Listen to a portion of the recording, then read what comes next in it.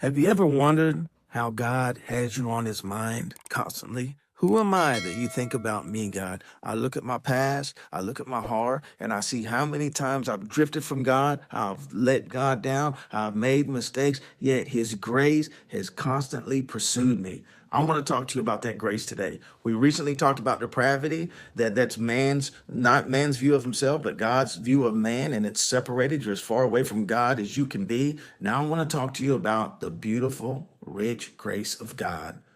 The Bible says in John chapter 1 that God stacks grace upon grace for us. It also says in John chapter 1 that Jesus came to us. He came to us full of truth and grace. We have a need because of depravity, that separation, that being as far from God as we can possibly be, the worst of the worst. But God's response to depravity is grace. It's how God deals with depravity, Jesus Christ. It started at the cross. The dispensation of grace started at the cross, and God's giving us his grace is his response to man, response to depravity. God's grace is his undeserved love to people like me and you. We don't deserve his love. We're undeserving, but he gives it to us. It's a free gift. It's God giving us something we don't deserve. That's God's grace. Mercy is taking away something that we have, our shame, our guilt, our pain. He takes that away. That's mercy. He shows us mercy. But grace is a gift. The Bible says his mercies are new every morning. But what's so beautiful about grace is that he stacks it up. Grace upon grace upon grace. In Hebrews, it says that he gives us a greater grace. A greater grace. Look at this beautiful, beautiful thing called grace. Now, there's three views on grace that I want to show you. But before we jump into that, Hebrews 4:16 says this: let us approach God's throne of grace with confidence. With confidence. Think about this.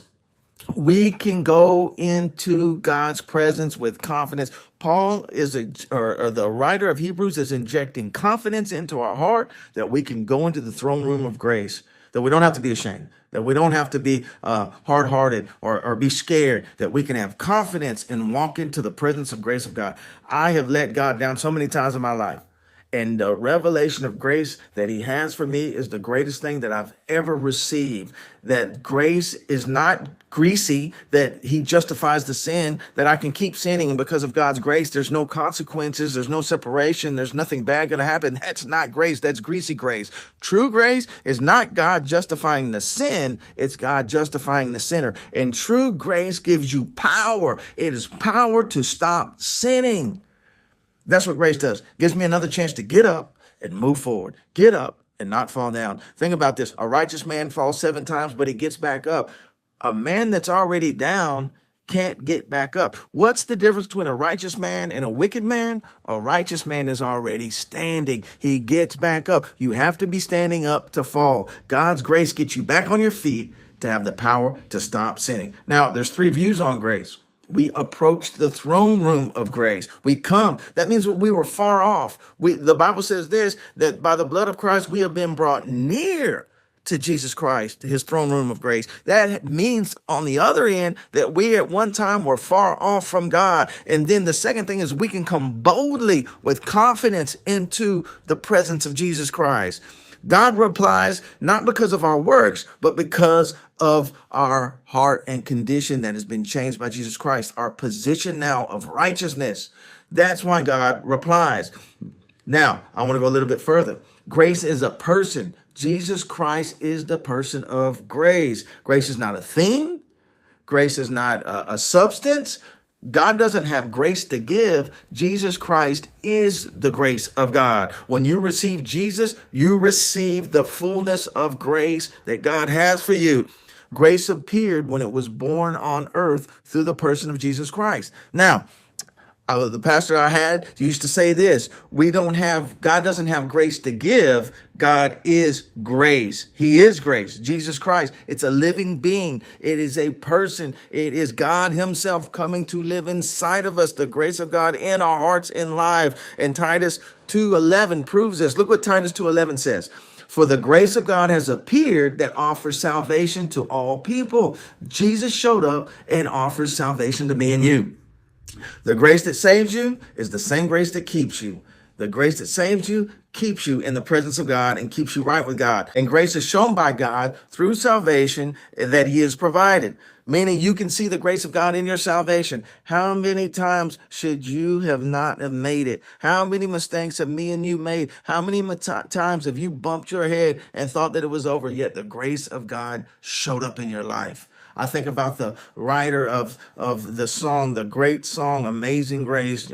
His name is John Newton. This man, many don't know this, was a slave trader. He would go to Sierra Leone and bring slaves throughout the English colonies, throughout Britain. And one day he was on these trips and grace covered his life for so many years. At 11, his dad was taking him on these voyages to go bring back slaves. And at that young age, he'd be gone for a year or two at a time. And one of those trips, his mother died. The foundation, the strength in his life died, and his heart got hard towards God. As he grew up, he began to become more and more hardened. At another occasion, his friends and him were sent to go off to war, and he was late to the boat that was going to ship him off to go fight. And as he got to the dock, the ship was leaving with all his friends on it, and it sank in front of him, and they all died and perished.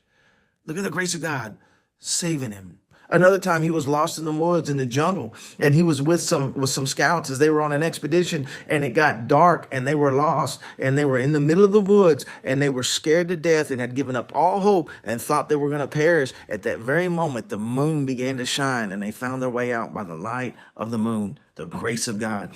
And yet another time, they were bringing slaves back from Sierra Leone, and a storm came. He was on the deck of the ship, and it rocked the ship back and forth. A mighty, huge storm. The captain comes down to meet him on the deck, and as he does, the ship rocks, and he flips over the boat, the captain does, and drowns. He runs up to the helm of the ship and begins to steer the ship, knowing he has no power over his life. He has no control of what's going on. He has no way to stop. He is not in control. And he begins to ask God for help.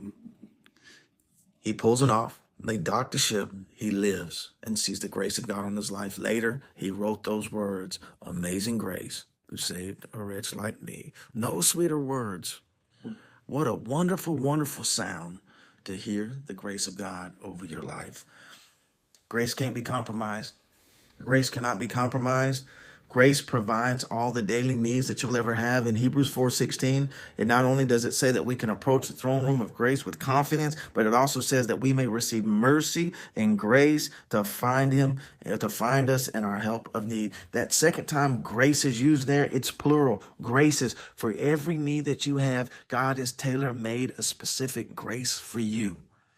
I don't know what your needs are today, but you know what your needs are. Maybe you're trying too hard to walk this thing out in your flesh, trying to sin less, trying to pray more, trying to obey better, trying to have a better heart. Listen, it's not about your efforts. Grace has nothing to do with you and your own effort. The Bible says that we are saved by faith through grace, by grace through faith, not by own works, lest any man should boast. We've done nothing to deserve the grace of God. There's no way I should be here sharing this message on grace today. The devil is trying to keep my mouth closed for a long time, but he can't close it anymore. I am so grateful, and I have gratitude for the grace of God. Let me end with this.